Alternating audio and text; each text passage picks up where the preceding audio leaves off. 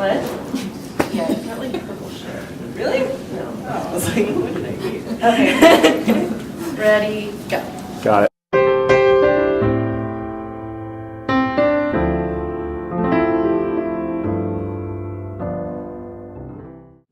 Okay, so sex positivity, and what exactly is sex positivity?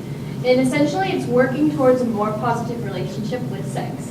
So why should we become more sex positive? And there are two main reasons, and the first is it makes us stop wondering what we think is normal, since everybody has their own idea of what is normal. And for second, it leads us to relax with our partner and with ourselves on our communication. So what sex positivity looks like is using clear language to remove a wall from our sexuality and our communication. Because if we can't use the words in communication to talk to our partners, then how are they going to know what we want or what they want?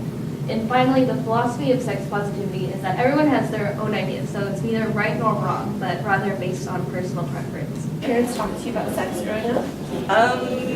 Vaguely, not like in detail. Just like, hey, if you're ready to have sex, let us know.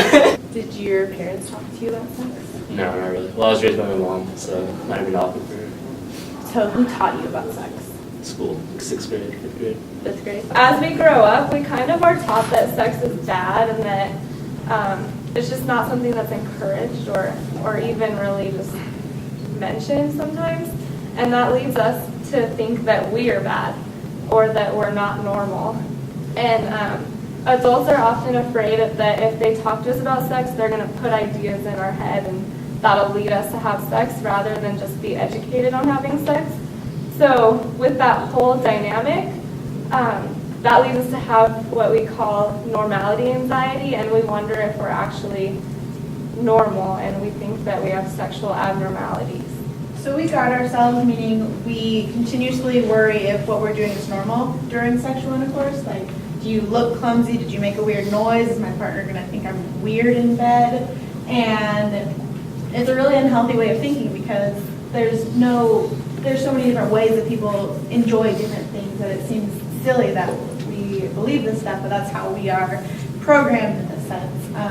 A little known fact is that most women, not all women, but most women need clitoral stimulation to climax. So a lot of women go around thinking that they're abnormal because they can't seem to climax, and they end up believing that something's wrong with them, hence why a lot of women claim that they fake orgasm because they don't want to seem weird. And our fears tend to inhibit our sexual exploration, meaning that we aren't going to our full potential when we want to explore ourselves. Do you feel comfortable talking to your sexual partners about what you like during sex? I guess it depends on the partner. Are you guys able to talk openly with your partners? Often the problem with partners is that they don't have the words to begin a comfortable conversation about matters.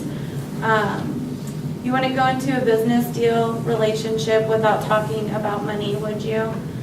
In an article, it suggests the following 3 subjects are a minimal starting place for a conversation for those interested in having a healthy, mutual, satisfying sexual relationship. The first one is how often do you masturbate and what do you like to do when you masturbate? Do you like watching images, porn, computer, whatever?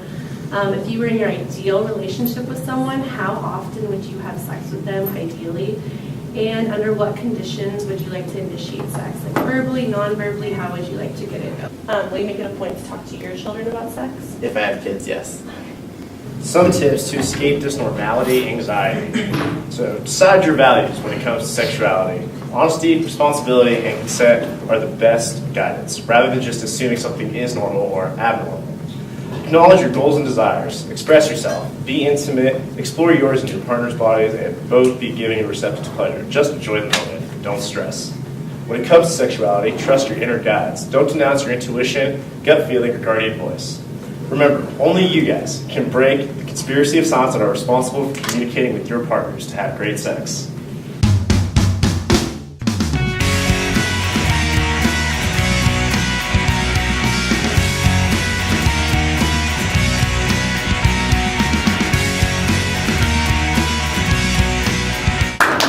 Oh yeah, there's lactating nipple cookies in the back.